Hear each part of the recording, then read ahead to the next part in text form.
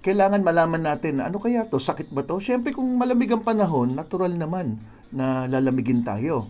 Pero ang masama, kung palagi ka na lang linalamig, maski na hindi naman malamig ang panahon.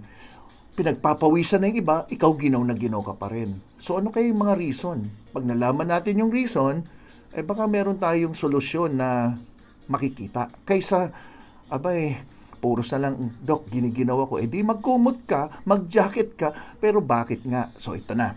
Ano yung mga posibleng dahilan bakit ang isang tao medyo linalamig at medyo napapadalas? So isa-isay natin ha. May mga medical reason. So number one at pinaka-common, hypothyroidism. Pag sinabing hypo, mababa.